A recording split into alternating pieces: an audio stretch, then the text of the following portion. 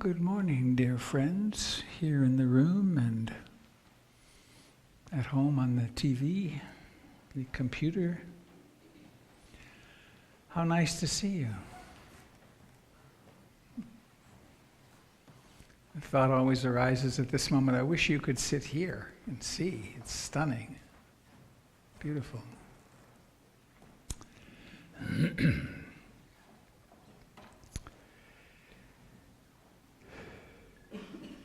I have a request of a volunteer, if this would fit for your heart today. We canceled the children's program for the month of August for a variety of reasons, and there are 3 little girls here. And the mom of one of them is going to spend some time with them, but if there's one of you or 2 who would like to spend some time with some beautiful young people, maybe if you'd raise your hand, if you'd consider that. And if you have a change of heart, would you go check in, just see and arrange so the mom can come in at some point.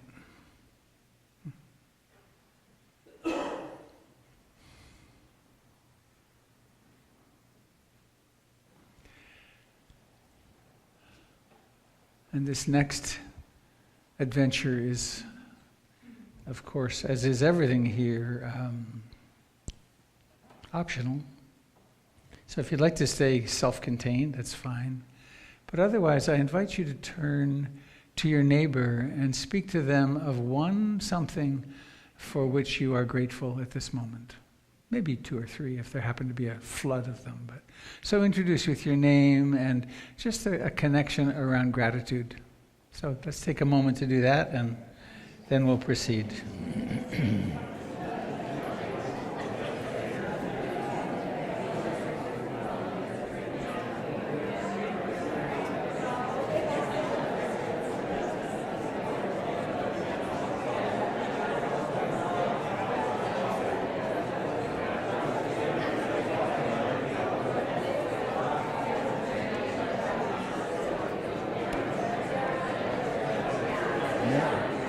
More kids.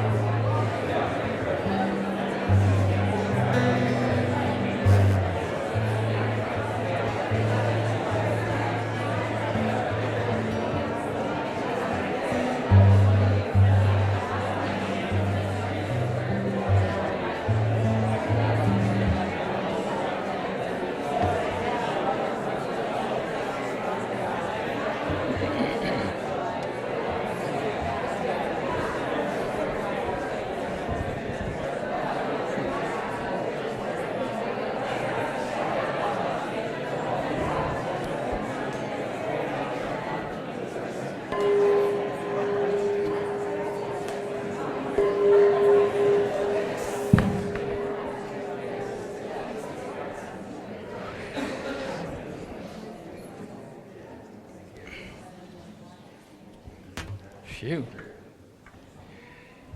You let those meditators loose for 30 seconds, they're gone. There are zafus up here on this area that I'm sitting on. If any one of you would like to come sit up here, that'd be great. And you don't have to, but it's lonely up here on this platform. Thank you.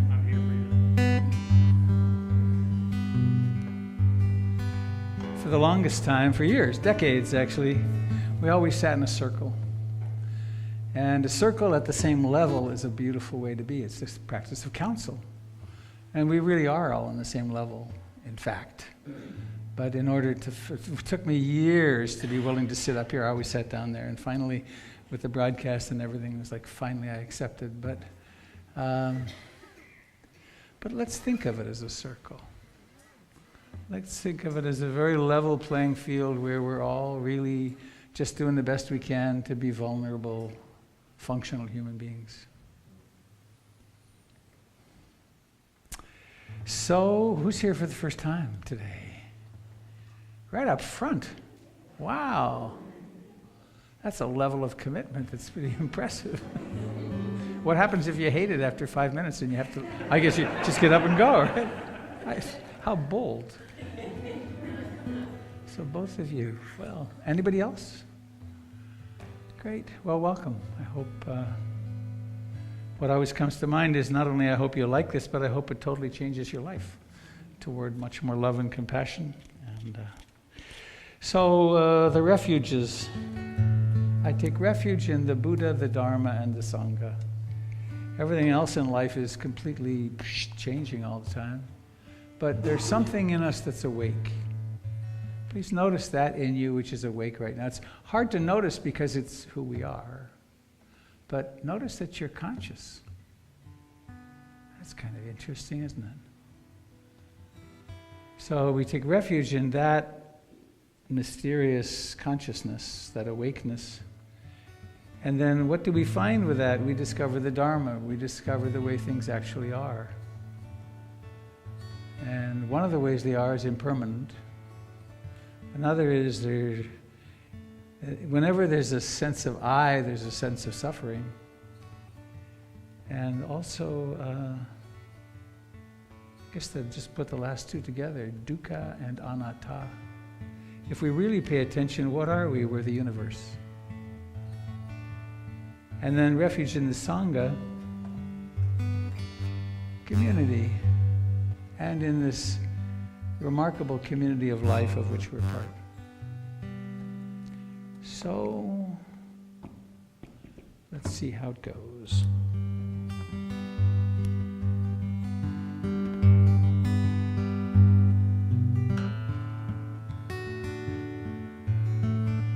I take refuge in the Buddha, the one who shows me the way in this life. Namo Buddhaya, Namo Buddhaya, Namo Buddhaya.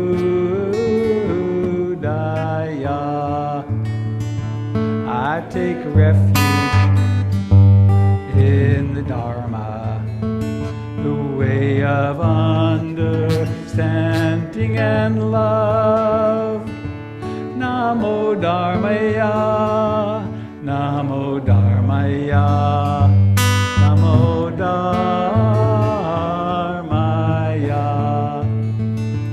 I take refuge in the Sangha, the community of mindful harmony. Namo Sanghaya, Namo Sanghaya, Namo Sanghaya.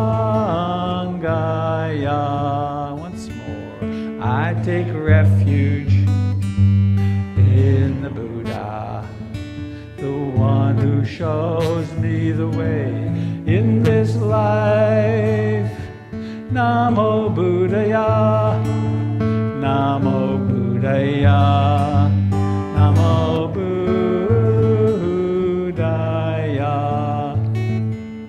I take refuge in the Dharma, the way of understanding and love. Namo Dharmaya, Namo Dharmaya, Namo Dharmaya. I take refuge in the Sangha, the community of mindful harmony. Namo Sanghaya, Namo Sanghaya, Namo Sanghaya.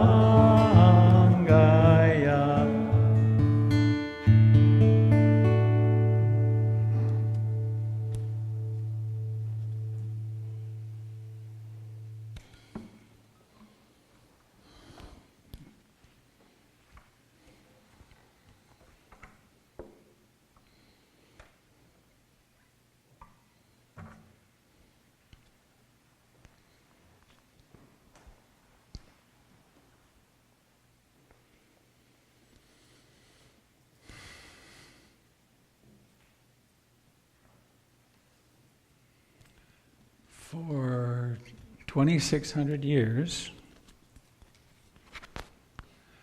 human beings have been doing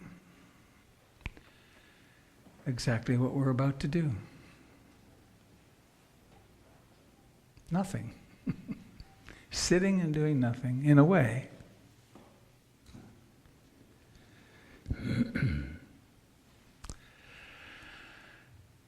I was very privileged last week to spend 6 days sitting by a little creek off the Umpqua River, doing nothing. Hours and hours. That little stream, Steamboat Creek, it's flowing now. It's been flowing for tens of thousands, hundreds of thousands of years. So in a way we emulate or we remember what we are through meditation. We take a seat and we do our best to stop doing. We become a human being rather than a human doing. So please let your body drift into what would be a comfortable upright posture. Not stiff. Anything we do with stiffness and striving doesn't last.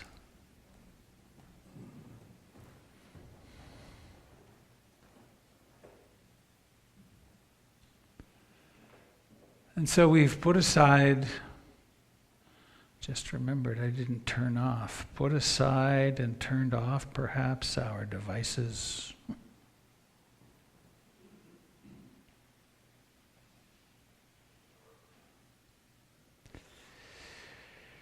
In order to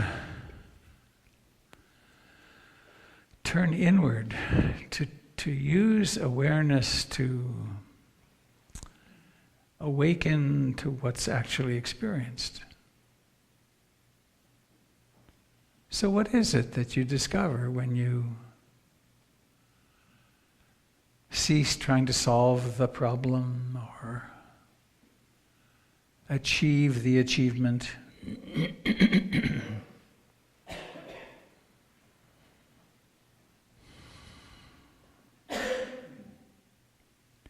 There is a body. There's some body sitting here.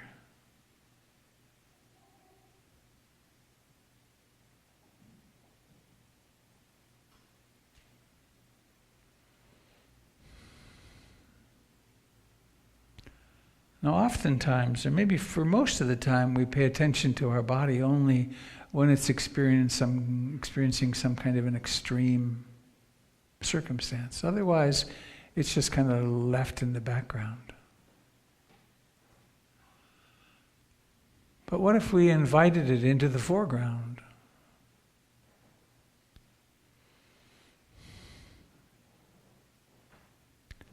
What do you find? Below the level of names and ideas and concepts, there is an experience which is life.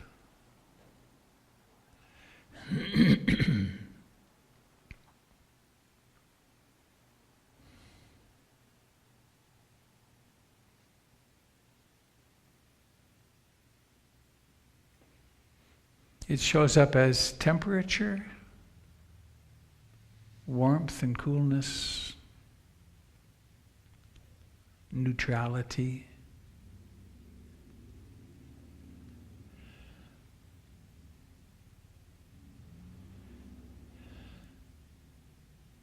It shows up as tingling and vibration. Though these words, we have to be careful with them because we can then get the idea, oh, I'm feeling tingling. Is that true, tingling? Or is it always some indescribable experience?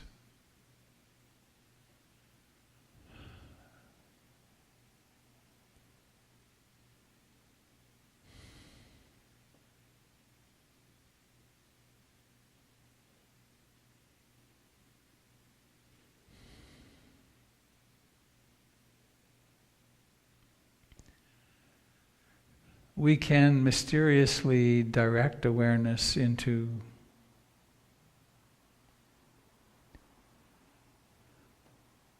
different parts of this that we think of as my body. For instance, the hands.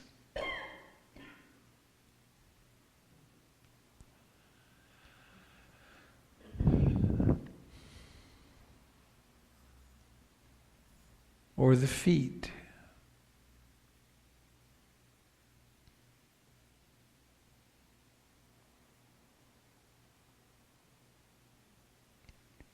Or the face.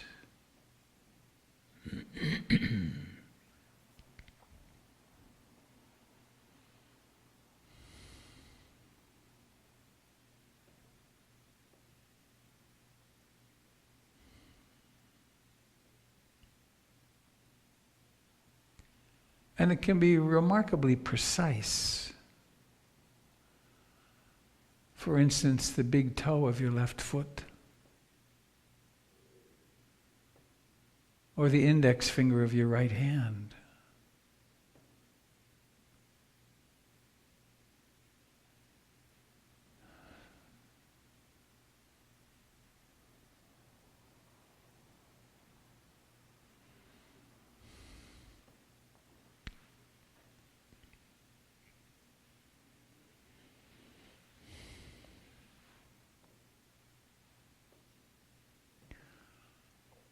One way to practice is to try to get into some kind of calm, semi-conscious, somehow pleasant state, where the tension and the difficulties of life are absent for a while. That's a very useful skill.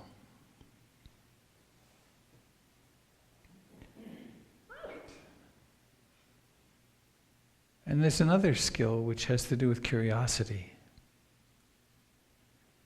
How does this thing work? What is this thing that is my life?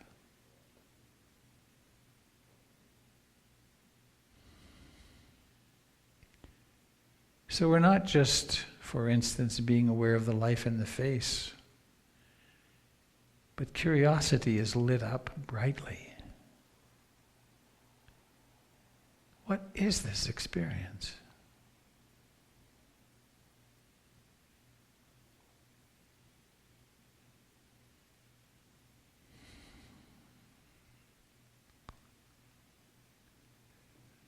We can notice that the body breathes.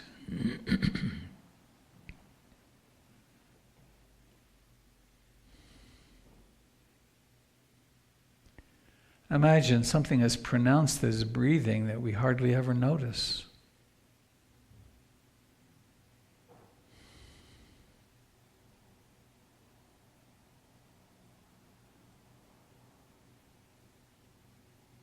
But here it is. It's manifested in the chest and abdomen and torso and at the nostrils.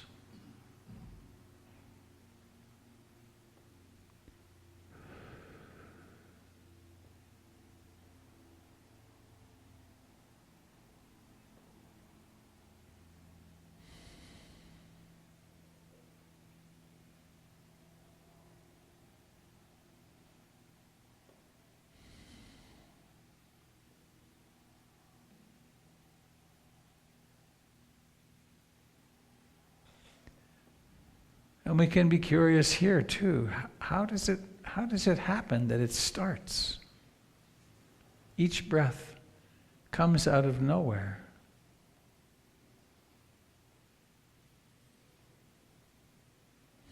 Comes to fullness, declines, and then disappears.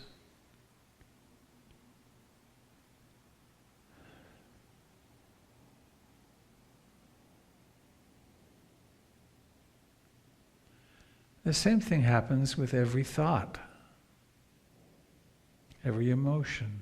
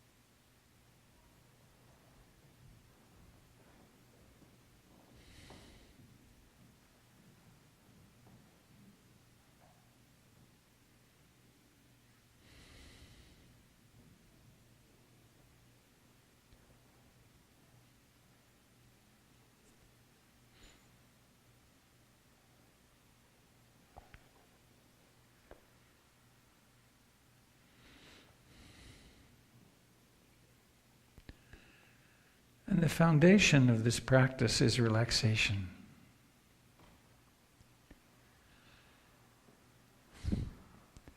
If you find yourself tensing up in some way, or you could check between the eyebrows, the jaw, the abdomen, the gut, the back. Is anything held tight that you could just release?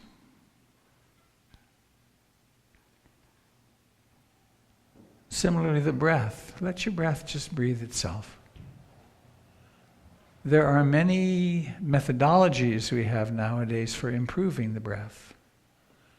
In this practice, we just let it be.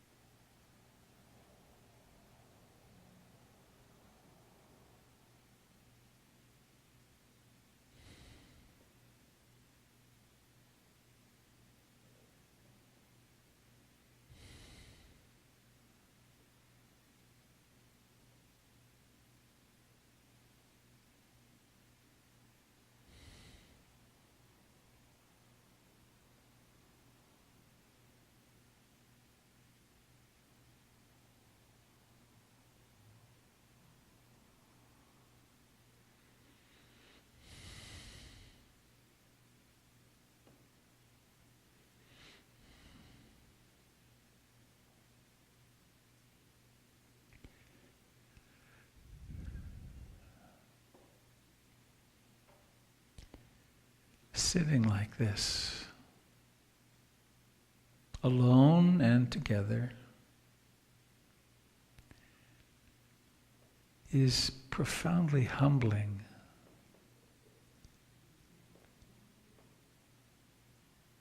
I'm going to control my mind, says the mind.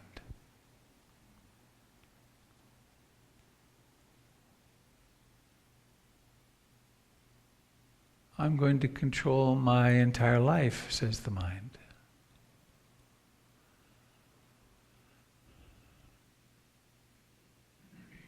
And then the unfolding of nature reveals itself.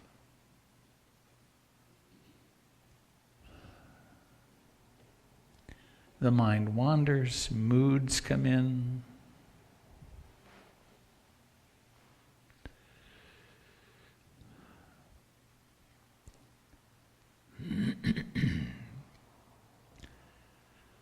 But where have we taken refuge? Where can we take refuge? In that which is awake, that which knows.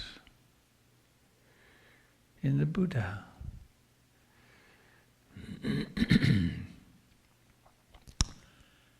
And this knowing somehow illuminates what's happening.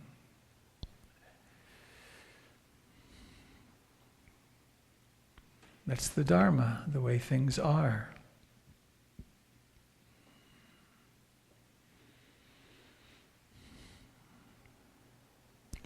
And we do it in the company of our friends.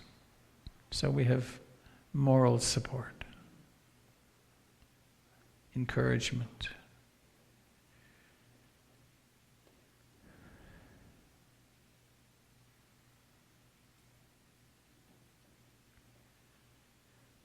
However you discover the mind to be right now is exactly how the mind is.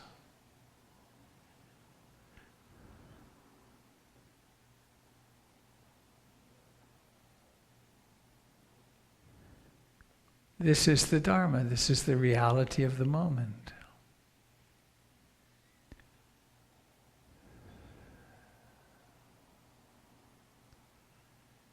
So we relax our way into reality, into awakening in reality.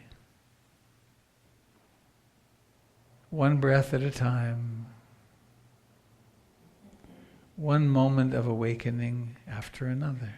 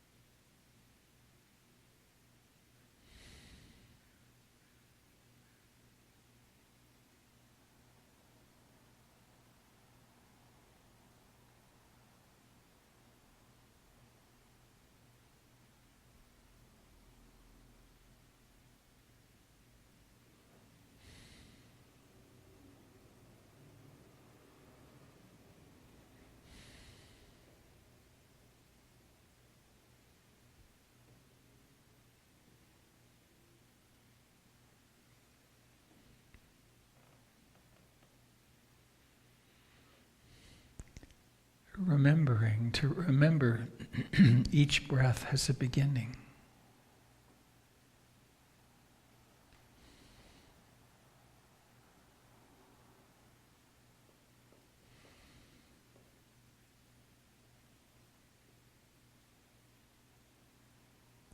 And there's often a pause, particularly as we get more at ease.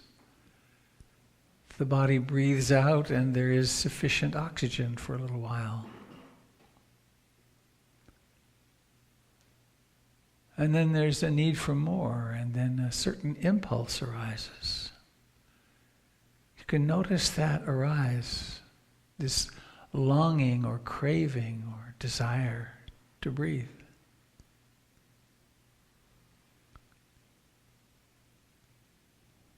And then the blessing of actual in-breathing.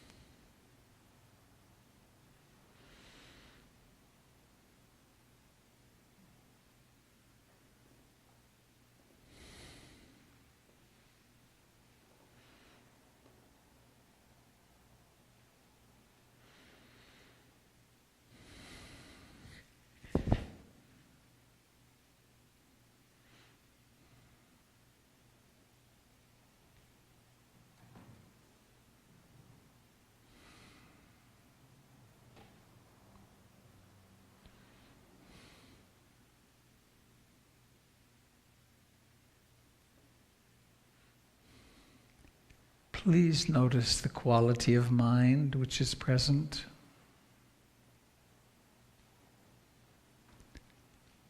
Is it a mind at ease or a mind struggling somehow?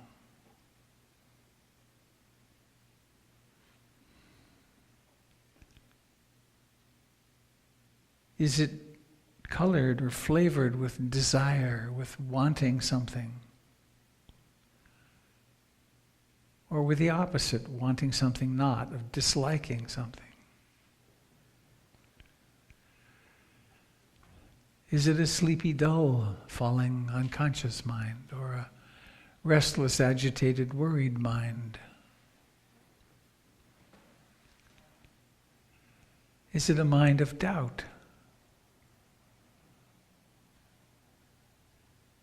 Is it a mind-body with emotion? From depression to loneliness to delight and joy to bliss to waves of loving kindness to disappointment.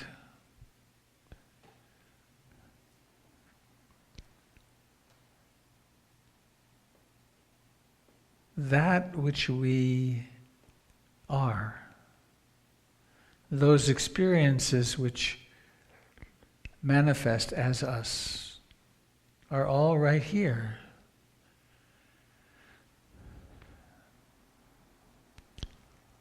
If we pay attention.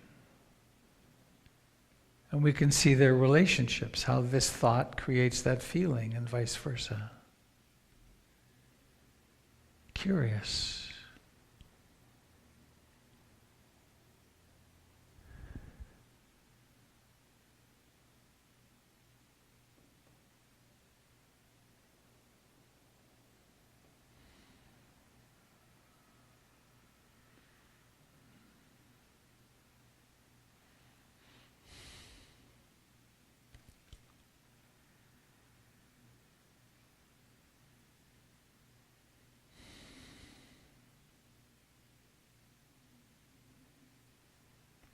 So resting into the beauty of your being, that which is awake.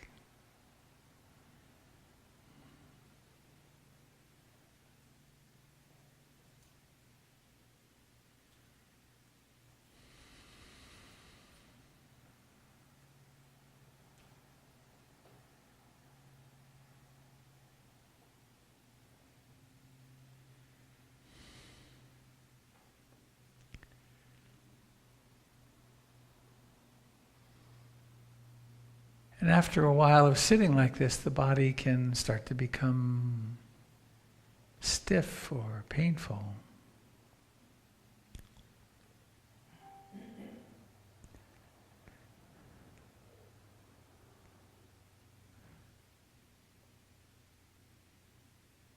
And the transition from our daily formal practice, as we've just been doing, to the practice of daily life is very important.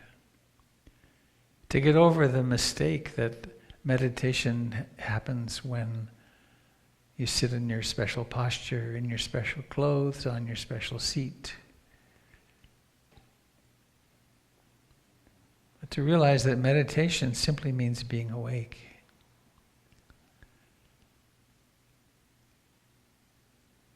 So now please be invited to notice if there is some tension somewhere in your body. In some way your body would like to change position or stretch. And then wait a little while, maybe 30 seconds, and then give permission or operationalize that movement. But do it really consciously, really with awareness.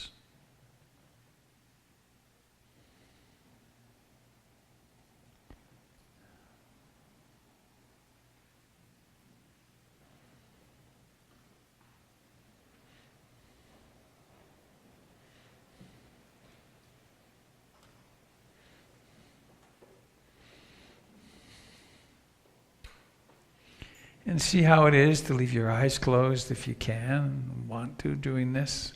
Stay in the body.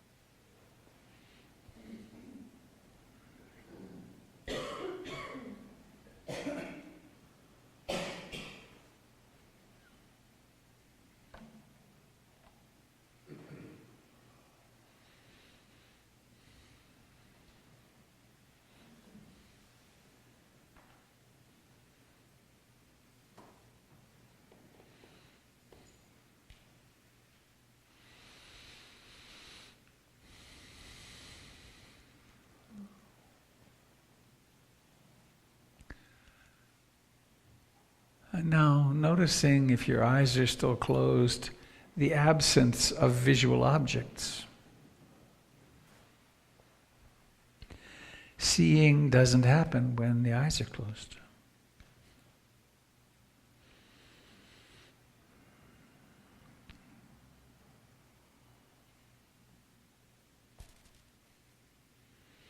And let's see, how does it happen? How do you get from eyes closed to eyes open? It's one thing to just fling your eyes open, but another to go slowly and notice that it takes intention, it takes purposefulness, it takes aliveness, consciousness. And then as you're ready, let your eyes slowly open.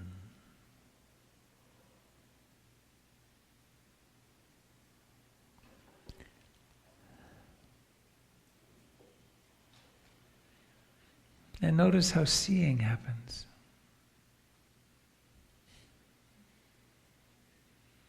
Objects suddenly reappear, or they appear for the first time. All this livingness that we take so for granted. Well, of course, I open my eyes and I can see, but to slow down and be aware of it, it's pretty miraculous.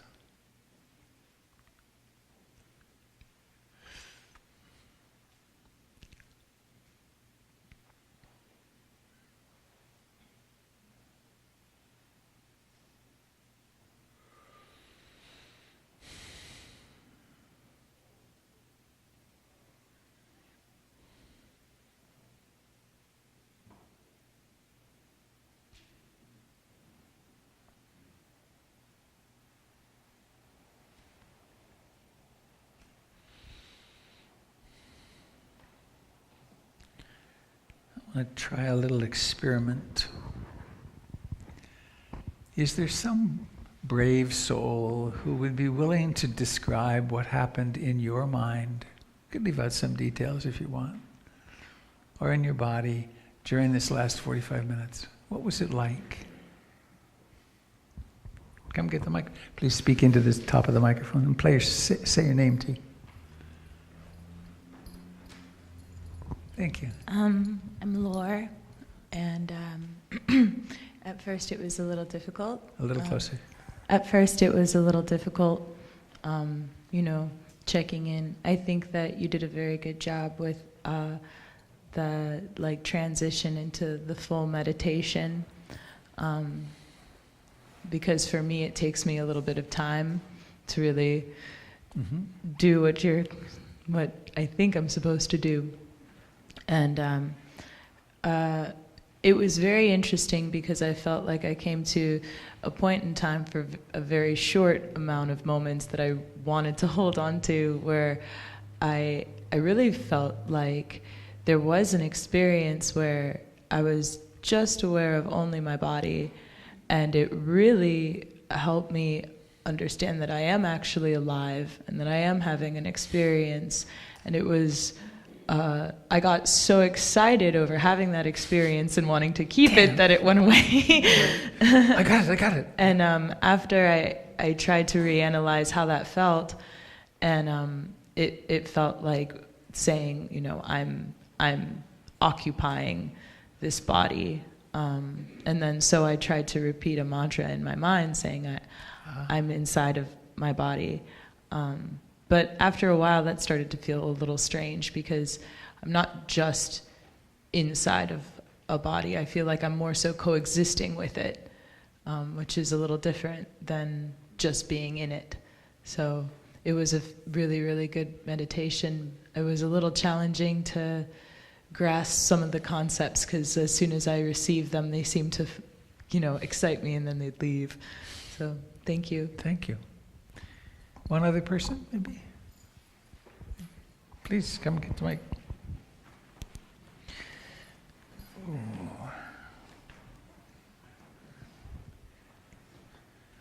Thank you. Great. Hi, I'm Jim, and I've been here, I think, 3 times or something, but this summer I've had an opportunity to just have the summer off, and I've been doing a ton of walking meditation, like 5, 6, 7 hours a day, just walking. Wow. And what I found here, though, was I go to the silent meditation around 9:30 or something like that, but here, when the whole group was here, all of a sudden I got to a certain frequency. I just felt connected with everybody, and the peace was unbelievable. It was just awesome. So thank you for the guiding of us. Yay. Appreciate it. Yay.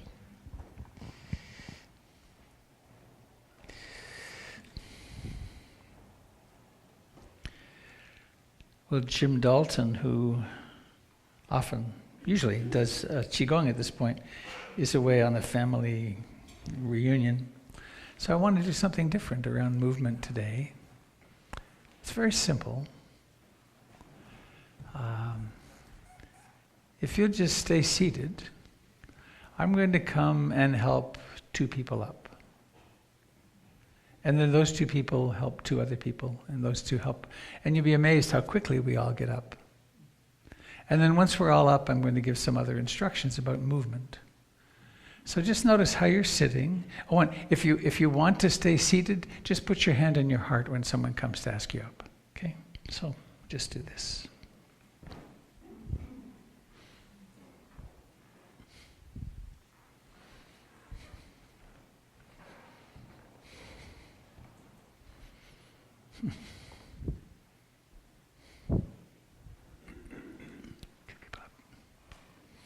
I'm going to help 3 people. Just get this thing moving.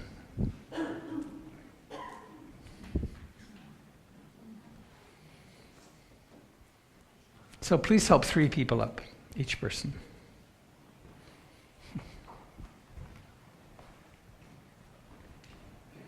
And notice how it is to assist someone or to be assisted.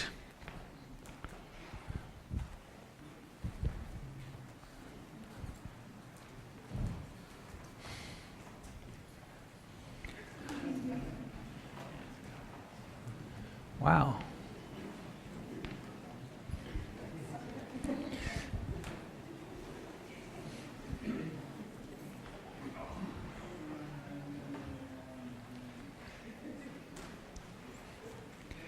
And then once you're up, just be aware that you're standing. Standing and let your weight come from one foot into the other.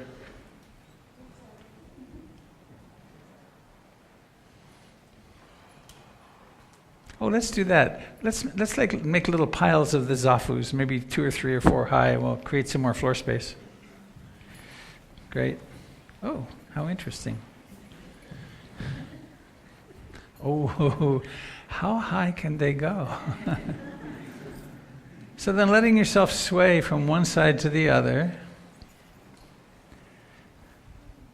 Of course, it isn't letting yourself sway. You have to will it or it won't happen. Swaying in a very relaxed fashion. And notice that you can be aware of your body moving in space and that the space around you offers no resistance. It's so receptive. It's the ultimate yin. And there's a certain piece of the universe, which we think of as my body, that there's awareness of internally. So feel that. Feel a knee or a leg or a hip or a back. And then let your feet begin to come off the ground a little bit. Come off the ground and maybe make a little step this way or that way and back.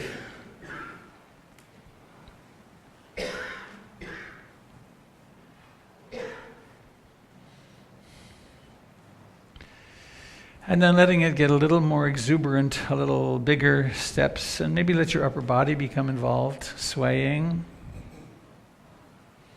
Clearly there is no way to do this wrong. There will, however, be a test, of course. Are you doing body swaying correctly? Maybe let your neck and head become involved and do a little stretching with them.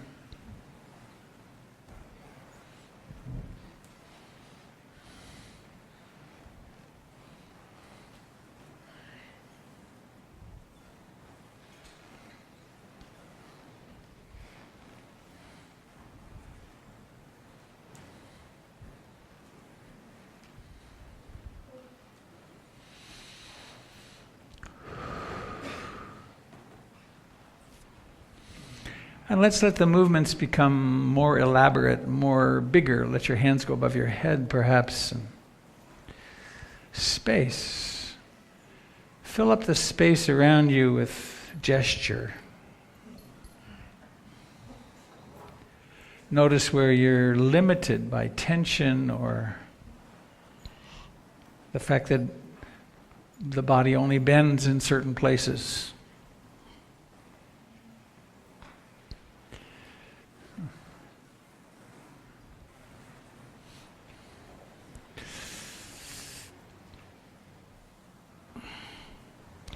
See how it is to bend front to back and side to side.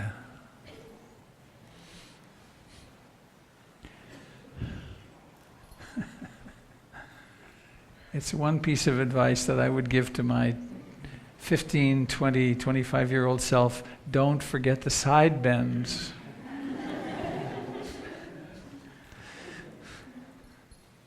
This body would be so different if it had remembered to bend to the side. Jeez. Flossing would be good too, of course. That's a bit much to ask. Stretching, bending, reclaiming a little space to live in.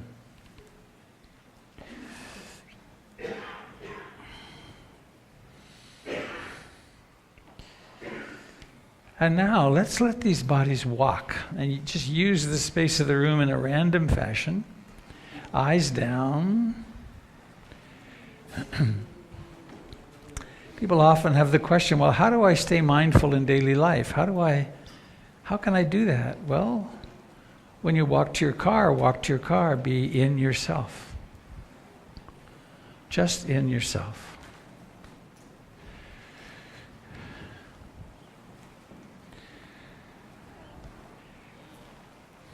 And you can notice there are obviously others here, but we negotiate around and through them very easily.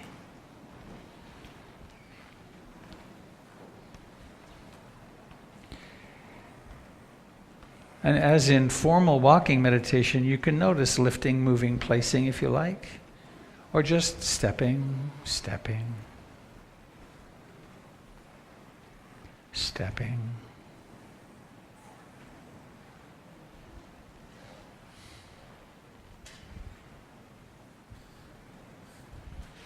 And see how relaxed you can make your body. How at ease can it be as you walk? In fact, let's let them shake a little bit just to see where you're holding this tension.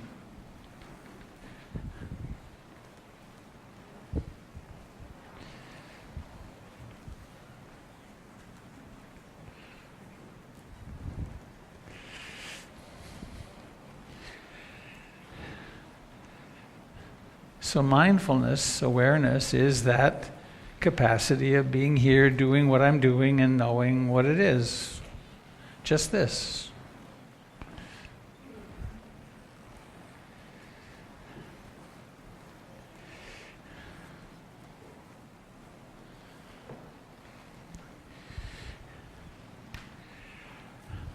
Then we can make it a little more interactive, if you like.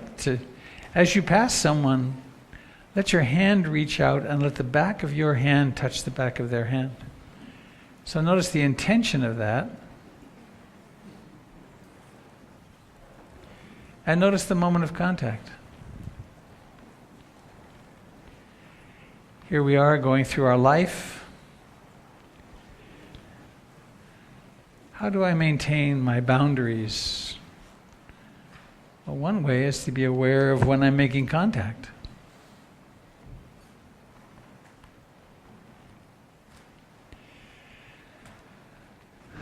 Other people come into our lives for a second of contact or for a 60-year marriage, and then here we are walking again.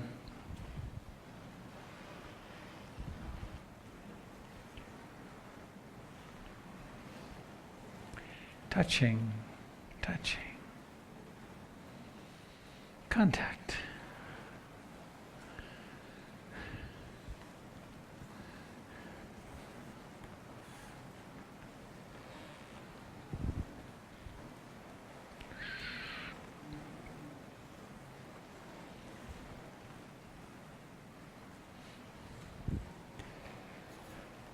At any moment, you can drop back into your walking.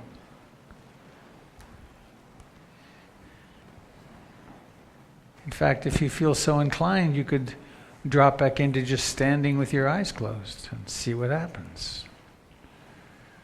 Center, be with yourself, and then notice the intention to set off again.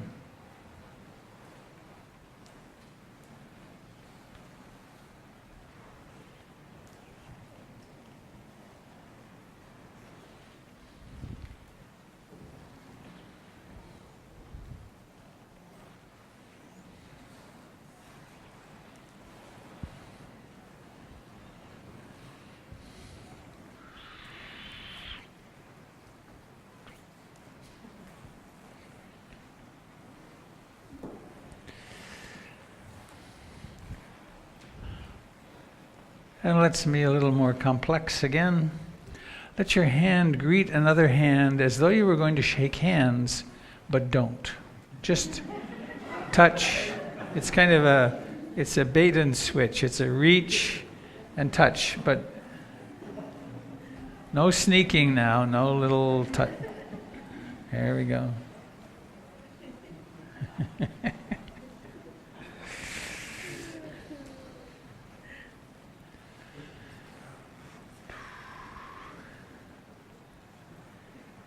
And now let's let there be a slight grasping. Let's add something. Think of a kind thought you might think for this other person, like may you be happy, or may you be free from suffering. And then you know that you're reaching out and touching a hand of someone who's probably wishing you well. If they're following directions, they're wishing you well. And notice how it is. And again, you don't have to lose yourself at all. You're still in you. Particularly, you're in you. As soon as you break contact again, it's just you walking in your own blessed space.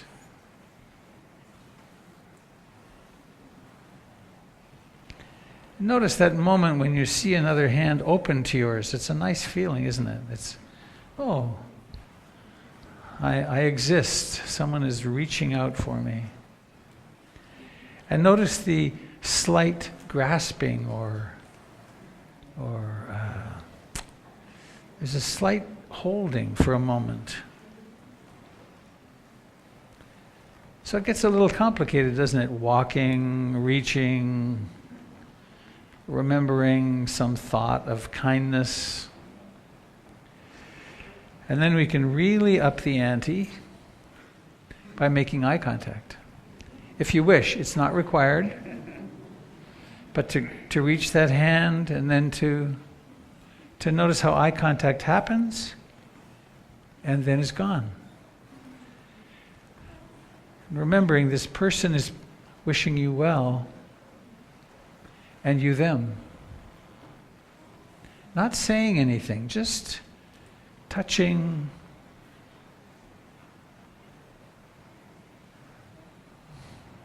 We speak with the heart and eyes.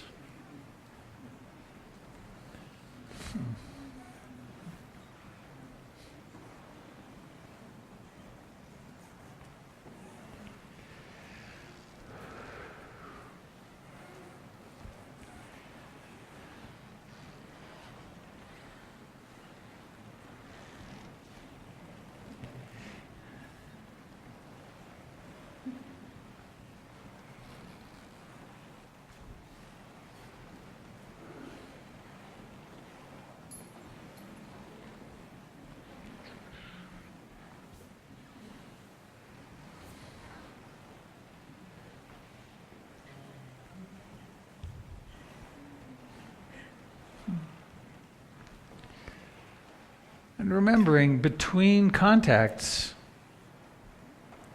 really reaffirming, ah yes, I'm here, this is this body standing, and I can relax completely.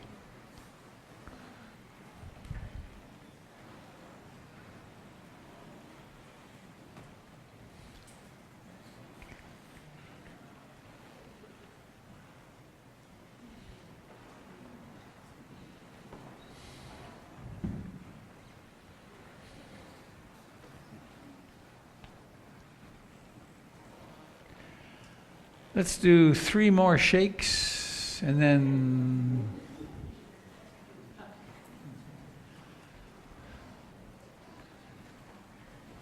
then make our way back to our sitting spots.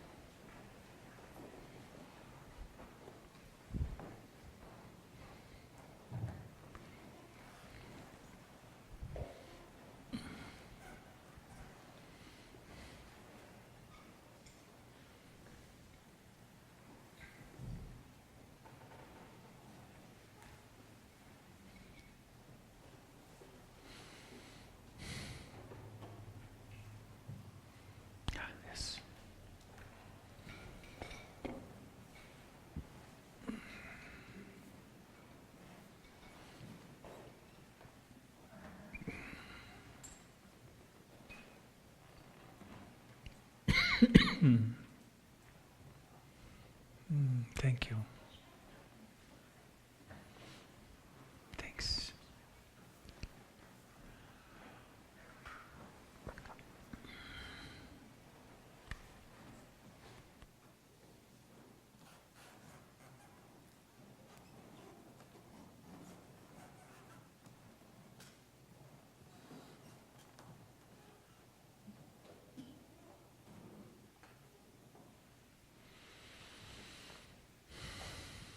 That was fun.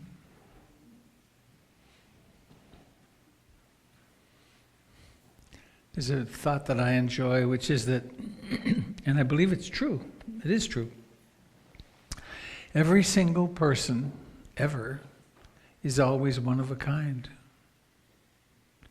There's never been another you, or me, or the person sitting beside you. Absolutely unique. We have a lot in common, obviously. But isn't that remarkable? So in the grand scale of things, with hundreds of billions of galaxies, I mean, that's a weird thought, but it's true. And then there's this little tiny speck of a planet, and then there's us, born, dying, born, dying, born, dying. And each one of us is of absolute importance. And each one of us is an absolutely infinitesimal dust speck. Quite remarkable to me.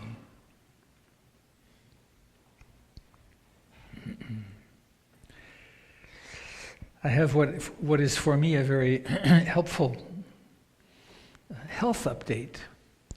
That I got a cold up in Canada. And I hadn't been feeling great before I did, and so this this thing happening still in my chest, but nothing like it was, and that transformed into asthma, uncharacteristic for me. And it turned out that I was feeling really low energy and kind of depressed, and taught a couple of retreats, and I just wasn't feeling great. And it turned out that I was significantly lacking in oxygen because of the congestion in my right lung. And what an looking back on this, like, the story about the frog, you put it in the frying pan, you heat it up, and it never knows when to jump because it just gradually warms up. That had happened, and it was so interesting. And then when it stopped, the sense of vitality and life and intelligence again, we're so vulnerable. Take a few percentage points of oxygen out of our lungs and our circulation, and quite remarkable. So in our unique, astounding beauty, we also are so vulnerable to this health.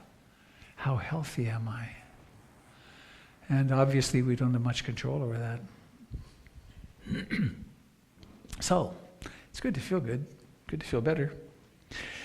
I have the privilege of being Avi for a few minutes.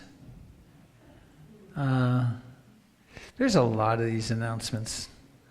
When I listen to them, I think, oh, God, get on with it. So I just want to give you the highlights. This is all on the website. That's it. No, there's a little more. Each first Saturday of the month, there's a day-long retreat. We started that recently. That's going to go on in perpetuity. There's one, I think Gary and, I'm not sure, Gary and Greg. Oh, wow, Gary and Greg. For those of you that weren't here for Greg last week, take a look at his talk. It's on the website, and it was wonderful.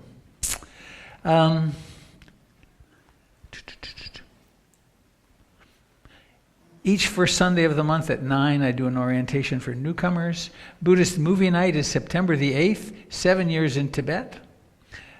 September 9th is the second Sunday PMC potluck. September 12th, there's a new nonviolent communication practice group with Doyle and Kirsten. That's on the second Wednesday of the month. Some previous NVC experiences required, I guess. Limited, yeah. Doug Pullen's classic class, The Basics of Mindfulness, starts in late September. Oh, here's a new thing. I hadn't seen this Fall Forest Backpacking and Meditation Retreat organized by the White Salmon Spiritual Friends Group. That's new. Eightfold Path class with Gregory and Christine starting in November or September. And so on. There's so much happening. If you'd like a smaller group, there are other small groups at PIMC, and they happen different nights of the week. And Jim Dalton does something at his home in Beaverton. There's opportunities for volunteering. Where are you, Kirsten? There you are. There's our volunteer coordinator. You can talk with her and find a way to belong. The only way to belong to PIMC is to belong. You can't join because we don't have a membership. So by belonging, you show up. And one of these Saturdays, I don't see it on here, there's a Saturday work party. Well, that'll be announced. And I suppose the other one that should not go unmentioned is the fact that PIMC exists as a brick and mortar institution because of your generosity. And I'm going to speak a little bit about generosity in my talk, but my monk's bowl that I was given by Tangpuru Sayadaw back in 1979 in Rangoon is back there. It's happy to receive your offerings, and you can also make those offerings online. The progress on the ramp, construction projects, jeez. Those windows are going to turn into a beautiful door, and there will be a ramp and a new gate, so you won't have to get stuck outside, a gate that a person in a wheelchair can open themselves. And we're at the final drawings and permits stage, and it's frustrating in my experience. But fortunately, there are other people taking responsibility for it, so that's very useful to me. So, please divert some of your discretionary funds to this place so that we can have this experience and we can continue to invite people in.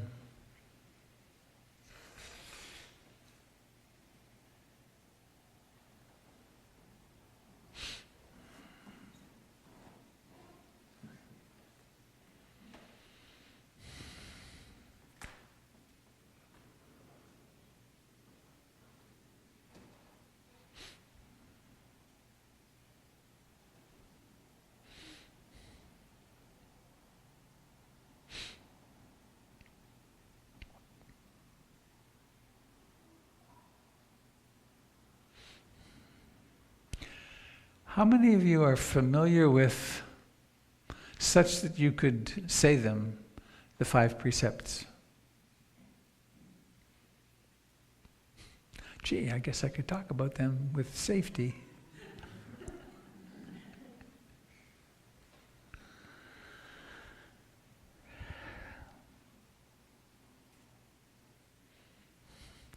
It's a little poem. If I can find it, it'd be great.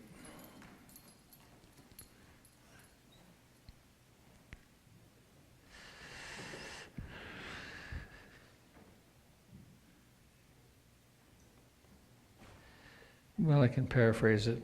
It goes somewhat like this. So far today, God, I've done all right. Haven't lied, I haven't cheated, haven't hit anybody. But in a few minutes, I'm going to get out of bed.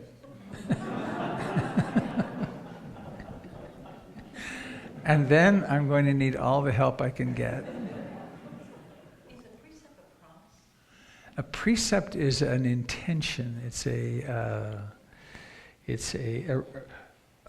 rule that one intends to follow. I'll talk about how this approach to moral and ethical behavior is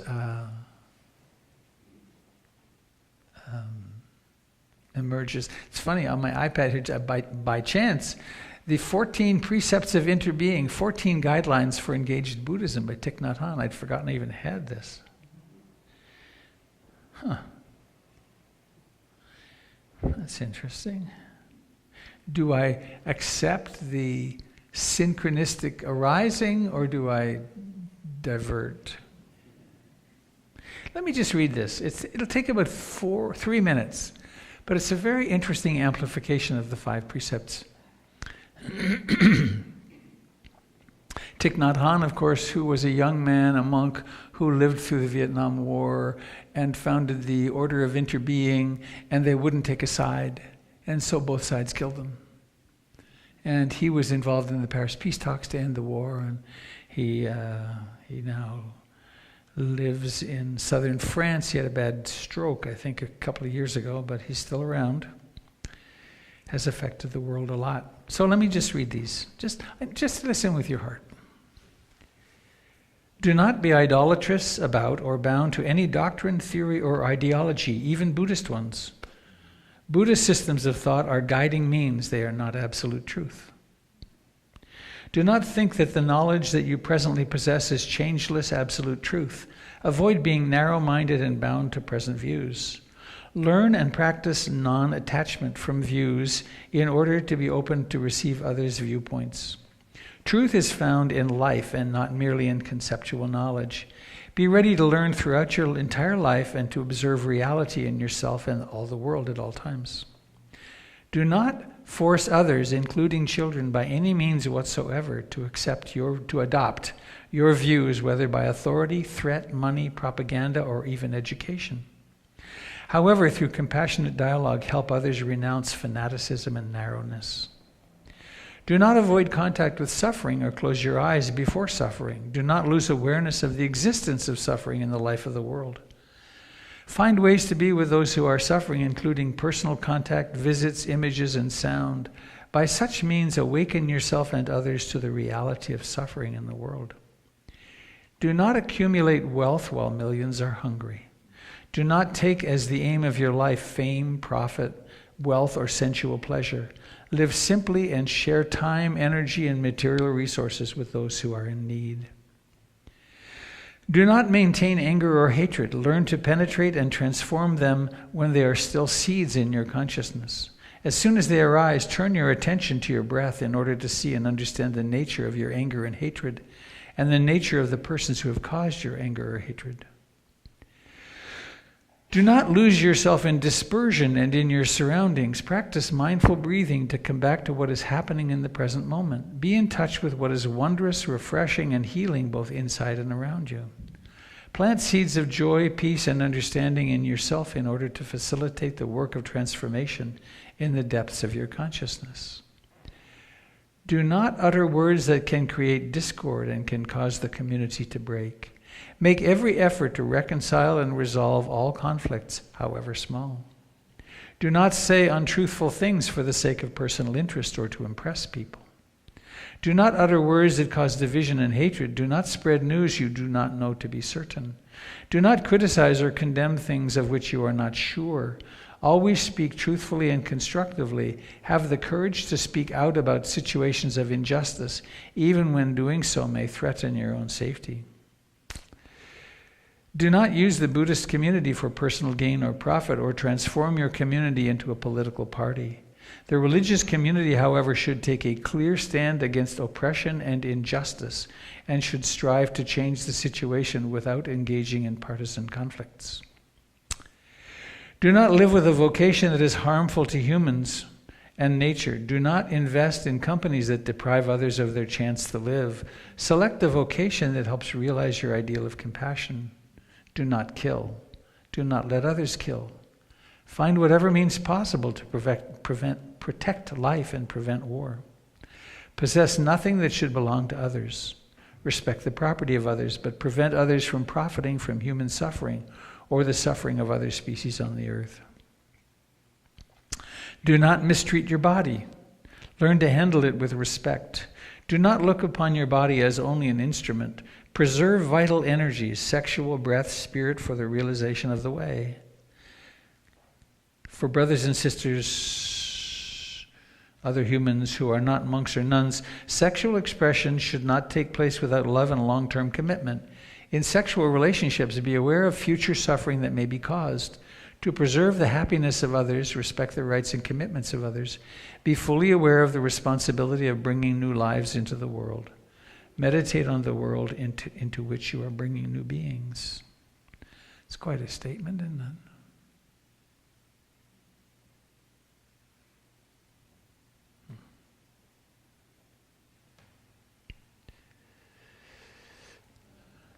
So,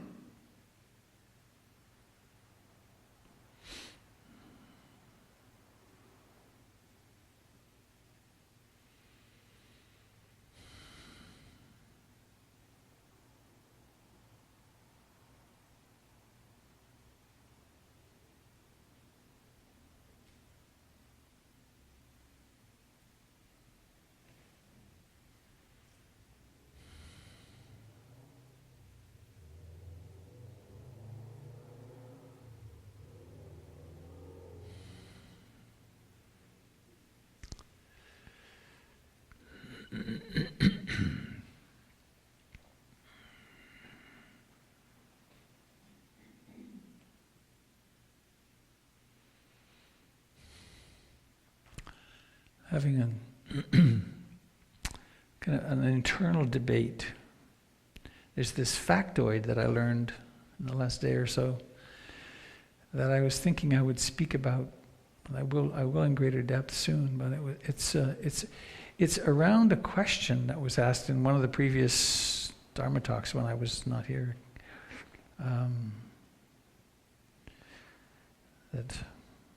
Anyway, it led to my doing a little research. And at the end of World War II, there were 7 border walls in the world. There are now 77. And they're being built with great speed, depth, and height.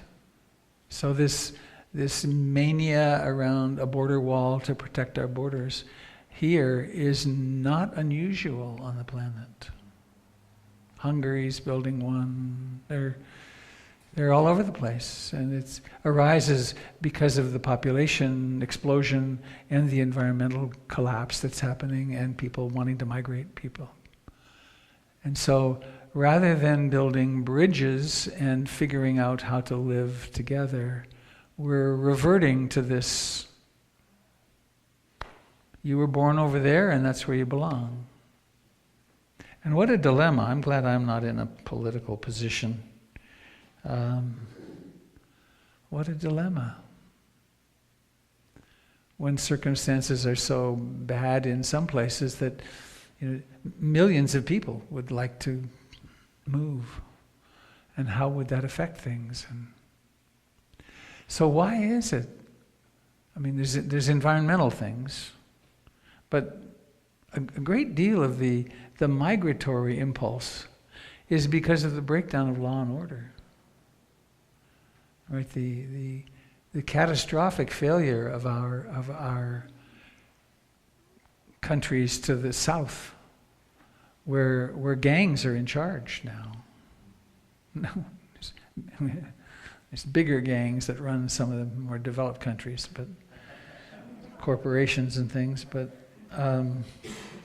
really, it's broken down to where the police are not effective, and so people flee and they want to get across the border, and then it poses all this complexity.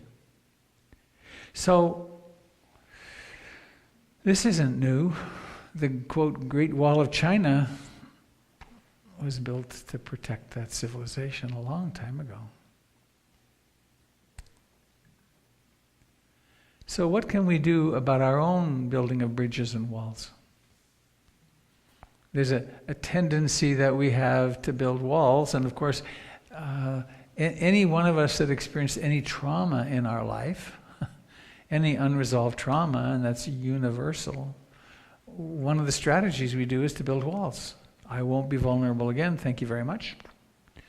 And then we struggle to have intimate relationships and friendships, and part of the challenge of creating this community of PIMC is that we don't really do community very well. We don't know how. And so there's this invitation, and I do it again and again, and I participated in it myself to the best of my ability. There's the invitation to really engage with each other, to build bridges with each other, to become dependent on each other, and then to be here for each other when we need it, when we need each other. And I was pleased. I watched Gregory's talk, and he spoke of my vision. It was so nice hearing my words coming back. That my view has been that I really hope that PIMC will become a cradle-to-grave community. And it has to some degree. We have a children's program, which unfortunately was canceled for August, but we'll be back on. So we've had baby blessings, and we've had several deaths, at least, 10 or so deaths. We've had a lot of people who just disappear, and then we never know, but it's one of the reasons for connecting in and having connections, having friends, because then we know when help is needed. But we have this whole big autonomy thing. I have to do it. I have to do it myself, because if I don't, if I get in, if I might owe somebody something, I might have to help somebody. So, what is it about us that creates the circumstances of violence and failure to see the precious beauty in each other? How can we do that? Actually, that reminds me, I did a master's in environmental studies, which I completed in 1974. York University in Toronto, and I did that because I traveled for 5 years. I worked on freighters, and I was a cowboy in Australia. That's one of the fun ones. Ski patrol in Switzerland. I lived in Asia for a couple of years, and tears. And among the many things that I learned, it was that I saw the environmental collapse happening. It was 1970. It isn't new. It's just reaching air raid siren proportions. It's the symptoms. But I did this program, and it was very remarkable and experimental. There weren't classes. You had to band together as a group of students and then see if you could seduce a professor into participating. And they had their criteria, and it was really good. But one had to create a plan of study, and mine was around consciousness. I was meditating for a couple of years when I went, and I had 2 questions and 2 sub-questions. If we are part of the earth, if we really are, how is it we don't know it? What feedback loop is missing? And then how can we correct that so that we know we are part of the earth and then act differently? And then if we are a part of each other, how come we don't know that? And how can we possibly treat each other the way we do? And then what can we do to bridge that? And that was the meditation, human environment consciousness, and then the psychotherapy realm, which then became the thread of my life work. So,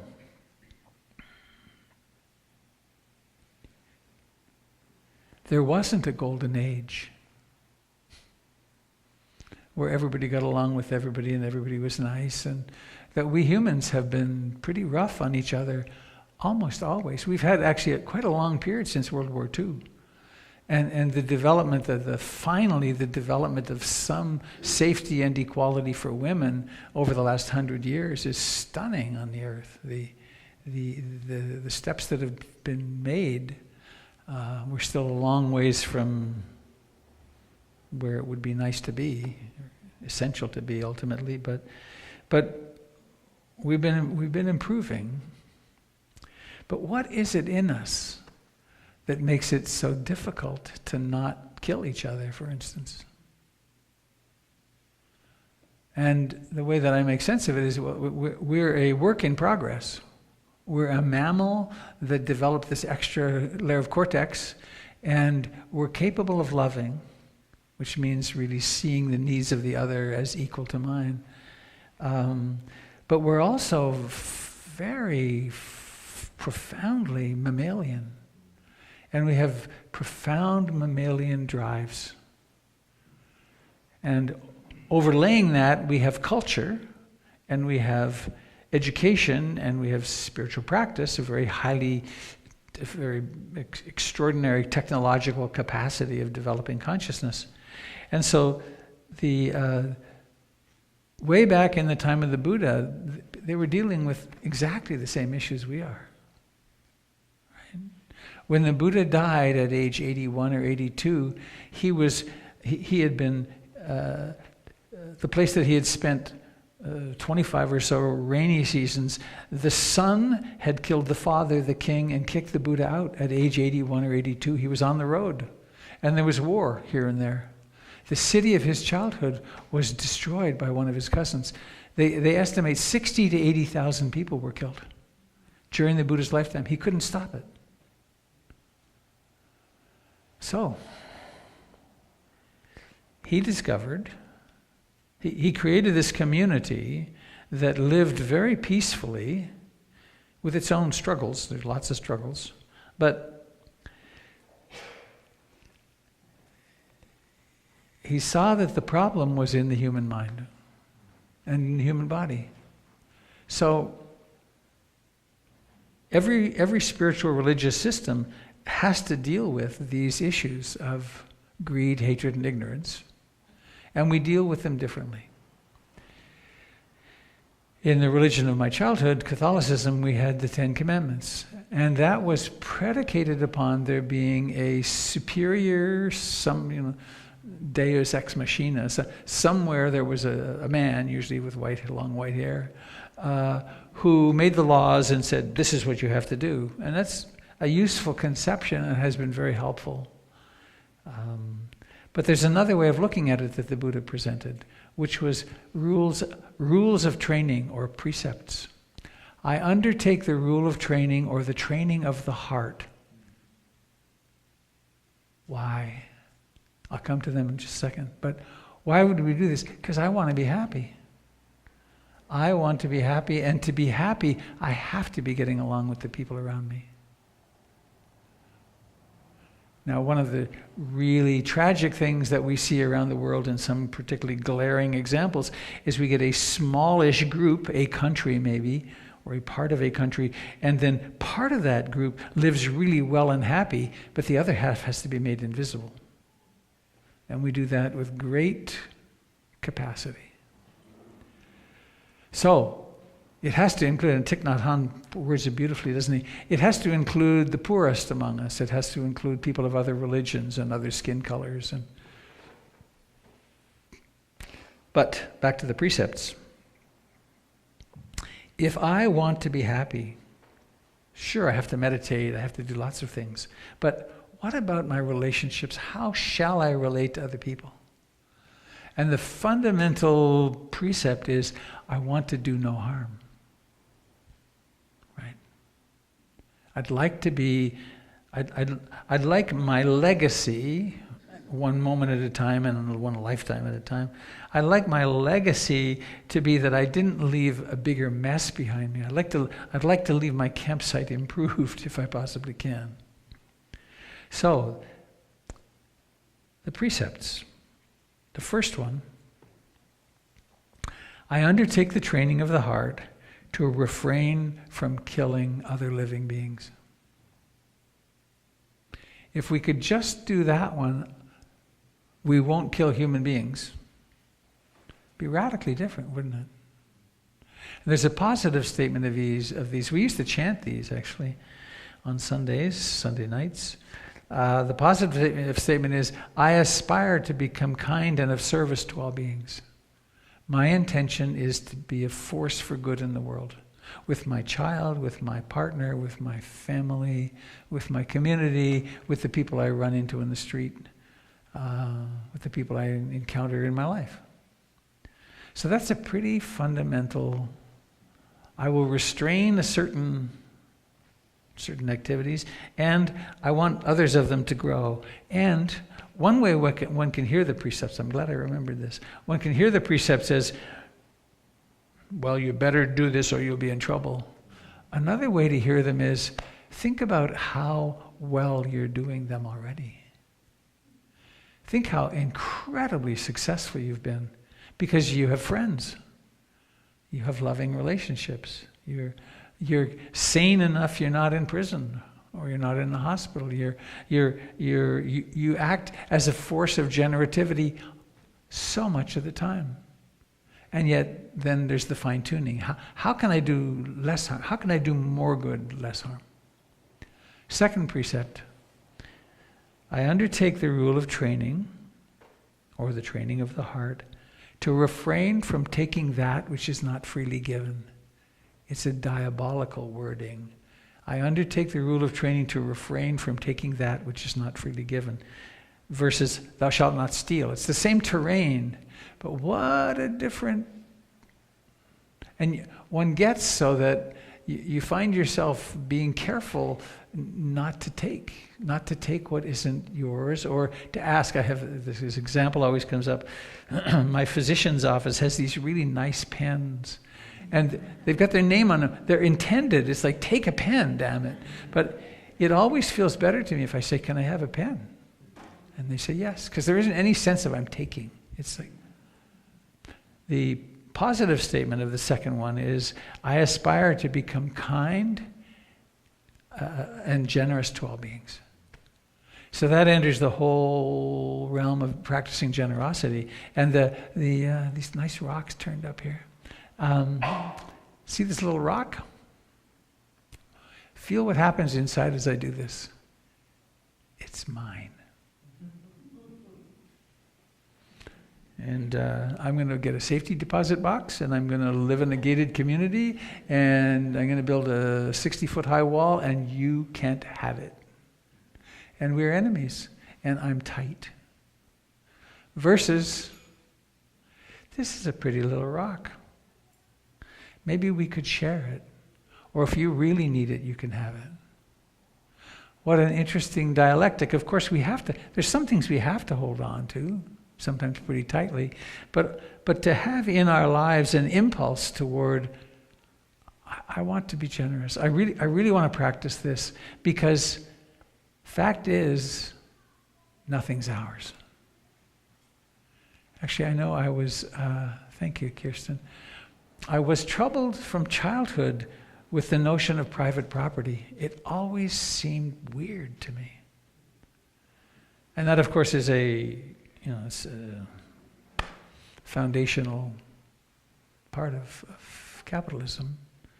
But what an interesting dialectic between, well, I have to own some things, like this. I like this a lot. This, actually, I purchased this for myself with the inheritance I got from Ruth Dennison. So I actually call it Ruth. I I used to, when I was even more of a beginner than I am now, 4 or 5 years ago, I would take my guitar down and I would play and sing, and Ruth would play air piano, and we'd hang out together.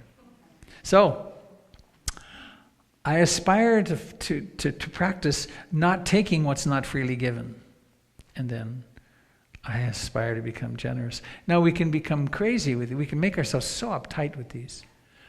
So I encourage you, think about the positive side. Think about how generous you are right now. Right? Think about the ways you attend to your loved ones or to the people you work with, or you give of your life energy, you attend, you spend energy.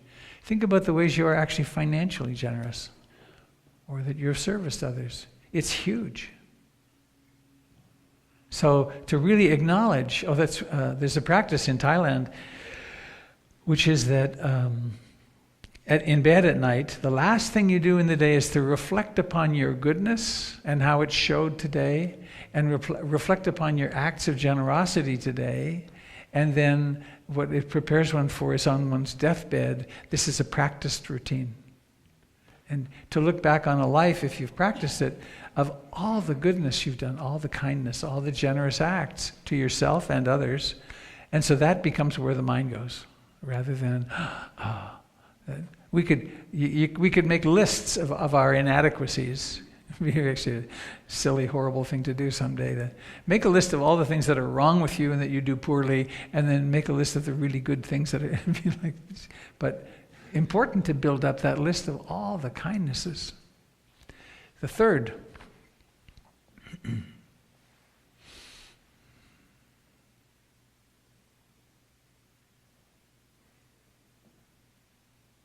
just remembering the Pali translation, the original.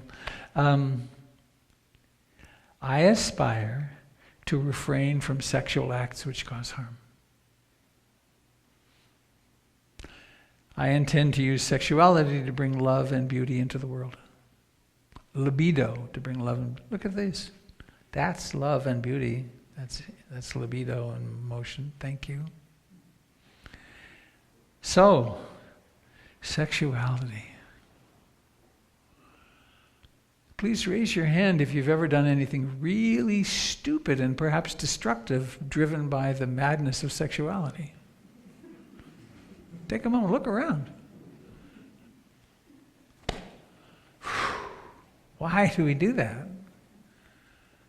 Oh, there's the 3 questions. This is the nice version of the 3 questions. When a being meets another being, they have 3 questions. Do I have to fight it? Can I eat it? And do I mate with it? Think about it. Those are the rules.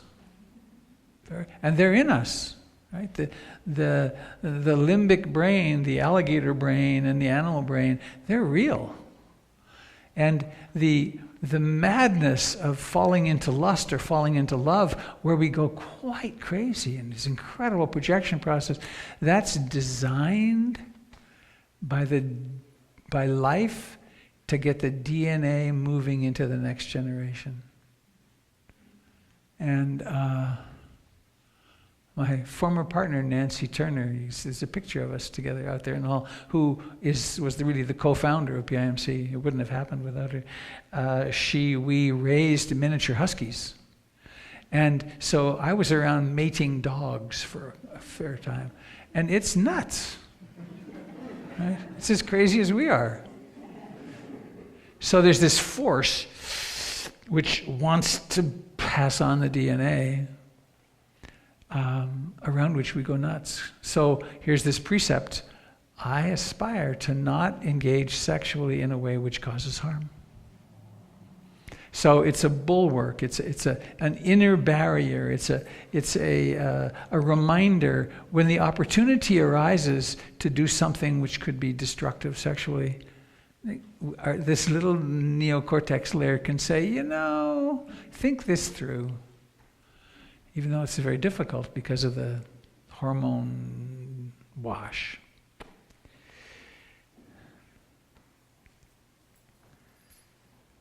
And then the positive statement was I want to use this. There is this incredible energy that in the right moment with the right person can lead to there being more love in the world. And they can really lead to connection and communion and transpersonal experiences. Fourth precept, I undertake the rule of training, the training of the heart, to refrain from certain kinds of speech, slander, lying, harsh, or the very colorful idle chatter.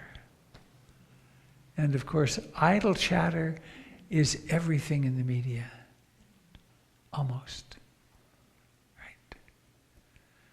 And we do idle chatter because it's social grease, but also we do it because we don't want to see what's happening.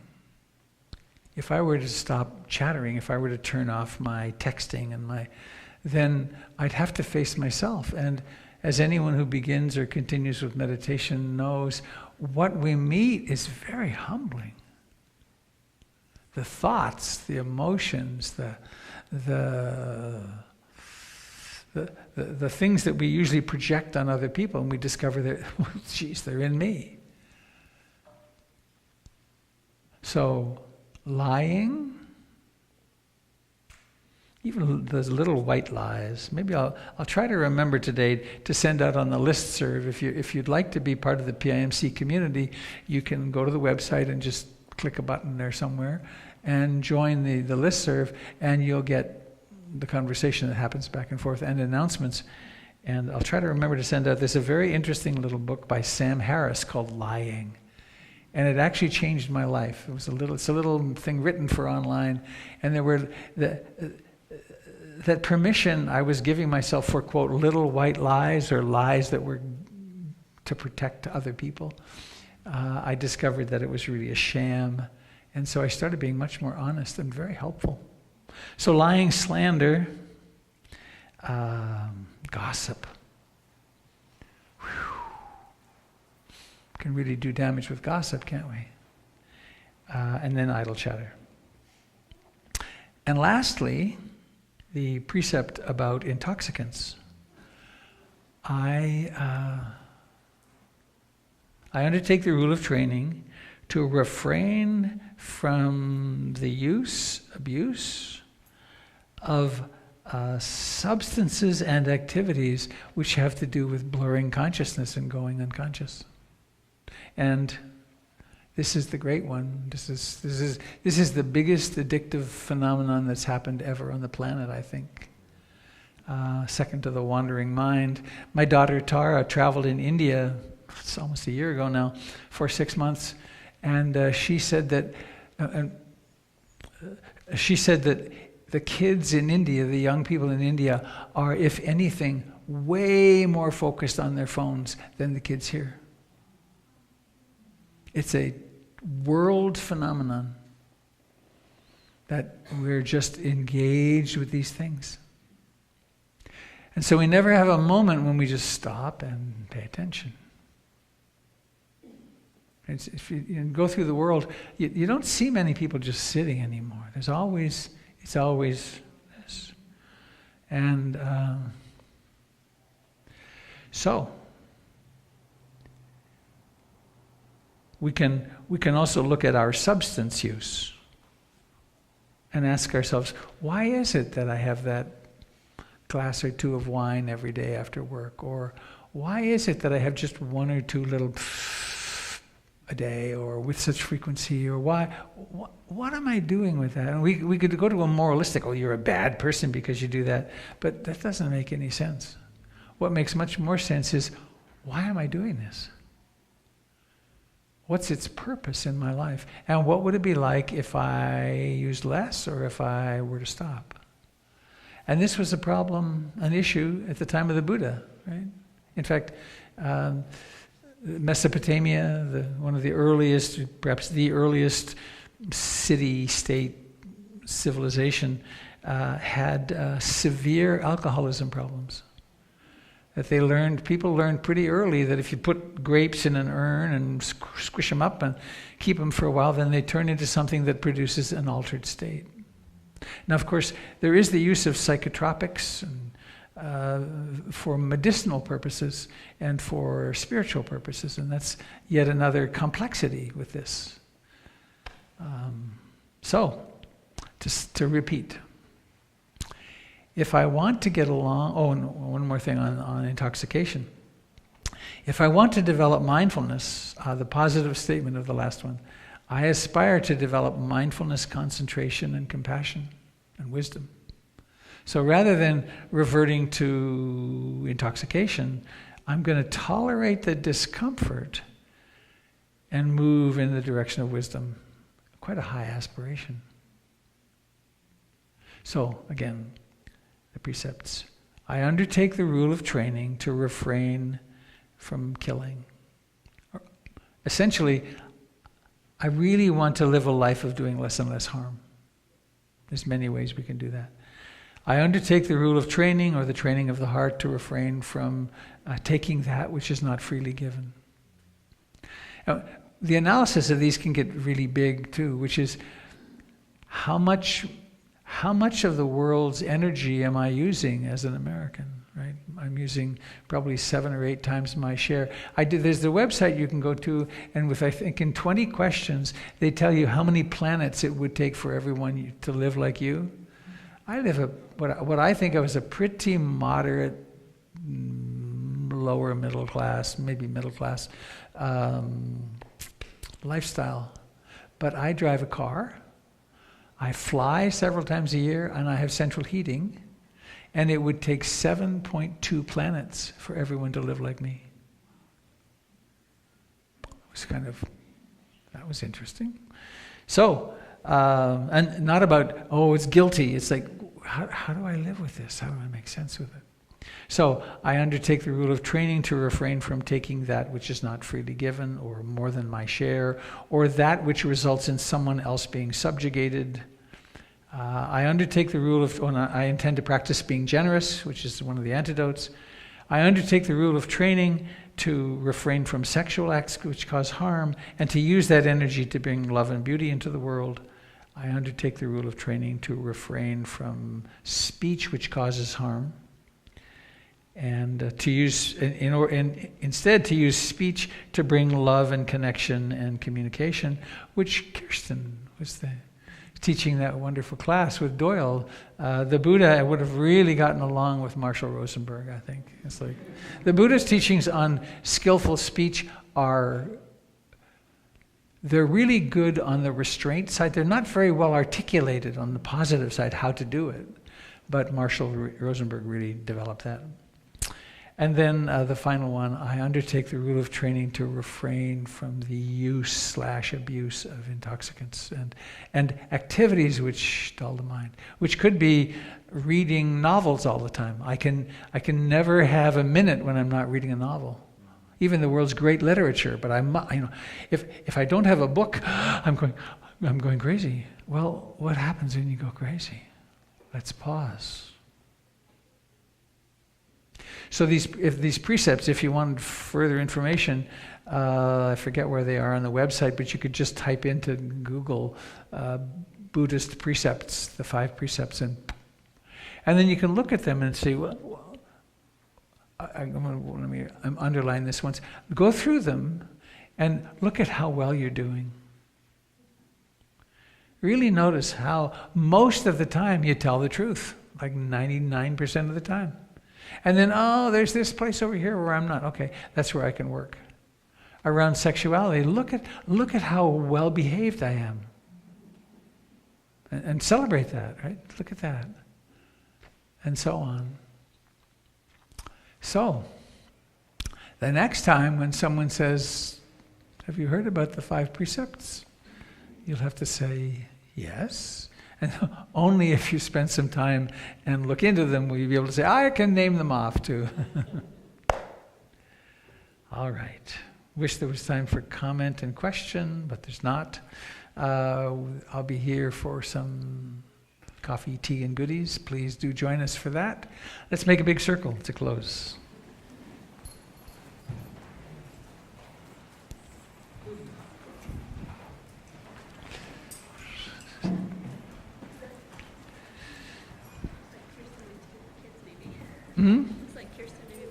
Oh yeah, we got the kids. I forgot. Thank you. Look at this. It's a chaotic pile of zafus.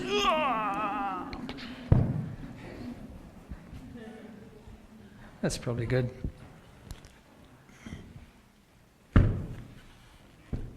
Yeah.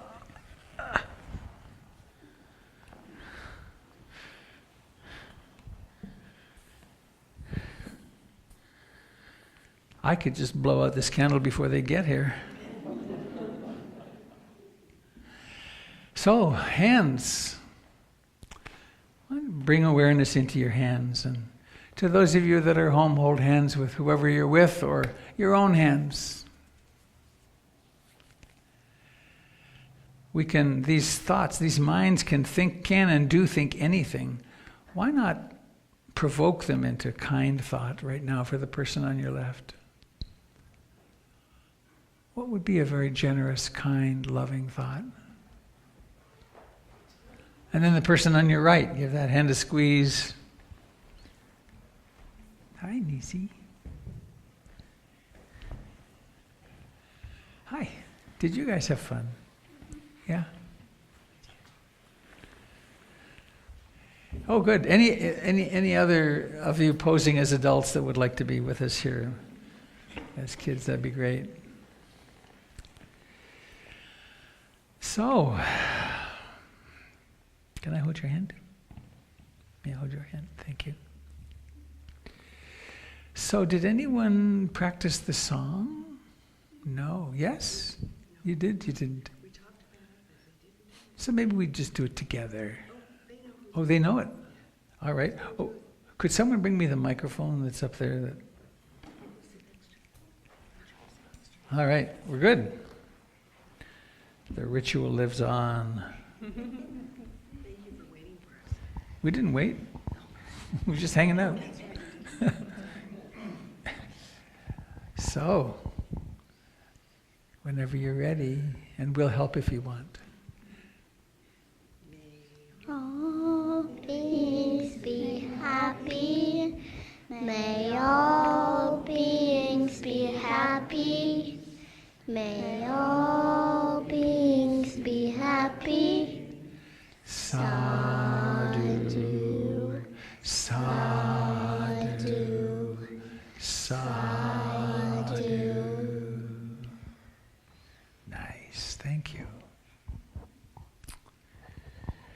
And so, these minds of ours are capable of creating intentions and wishes. Think of a fine wish, and then everyone in the room has to help this. And you at home, people have to help too. You have to breathe in deeply. We all have to blow at the same time to blow out the candle.